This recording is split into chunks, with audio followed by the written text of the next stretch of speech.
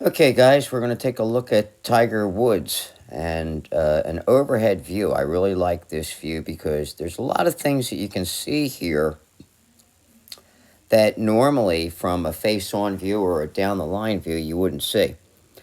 So I have several lines here. One over here is the target line, okay?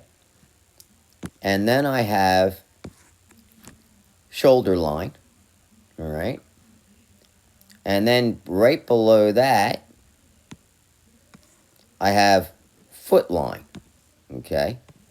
So really, you can see it's right at the front of his feet, okay? Parallel, his shoulders are square to his target line, his feet are square to his target line. And then the last one I have here is tush line, okay?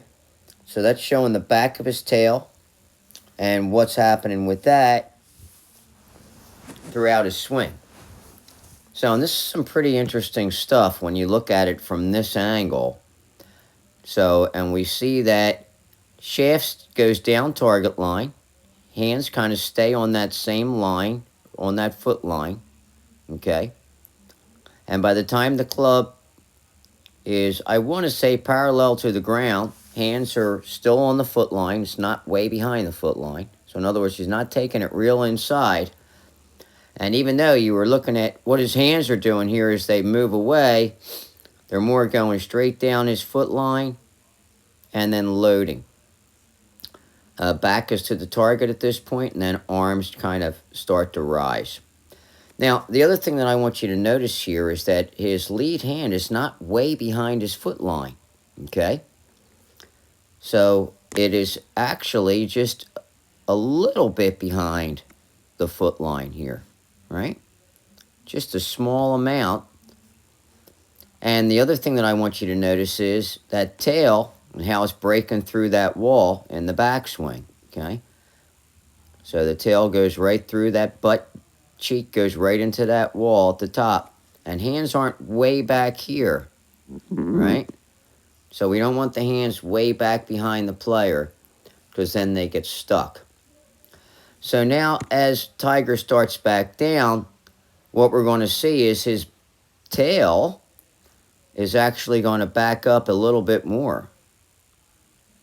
Okay, so he's actually gone further back with getting his lower body to clear more as he starts down. You can see it, that little bump shift towards the target and lowering of his body, which gets his tail back more, allows him to bring the club now back to right at his foot line where his hands are and maintaining a tremendous amount of lag. His hands are just about, I want to say that his arms are just about parallel to the ground here, his lead arm.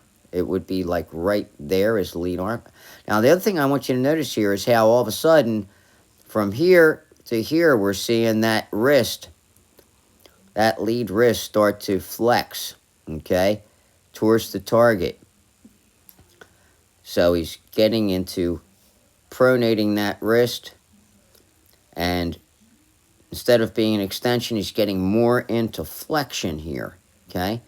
So a little bit of flat lead wrist here, bang, into extension, or I'm sorry, flexion, and now rotates right into impact. Club comes very much from the inside here. We can see the club head is over here now. Let's take a look at that.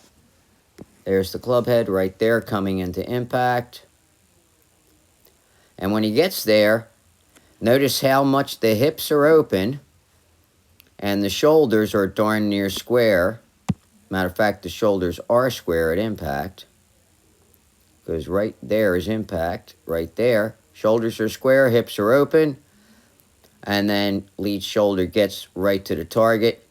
The other thing I want you to notice here too is as he goes through this, left butt cheek or right butt cheeks through the wall, both butt cheeks are on the wall, left butt cheeks on the wall at impact. That means he's well into that lead heel and pivots right around it and ends up just barely touching the wall with his hip, and shoulder is facing target.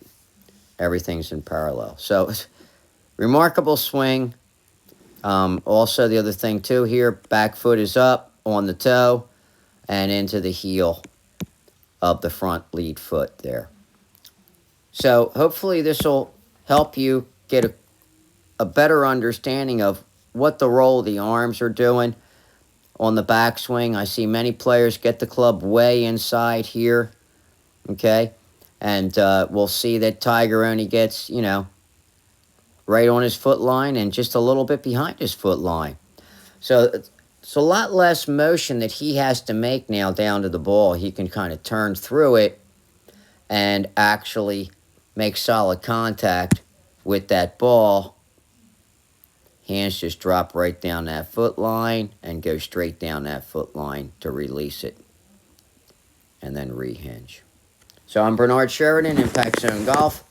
Hopefully some of this information will help your swing so that you don't get way inside on the takeaway and way stuck behind yourself, which I see so many amateur players doing, and then there's a big race to try to catch up to the club with their body and deliver as a unit. So we'll see you next time. Remember, it's all about impact.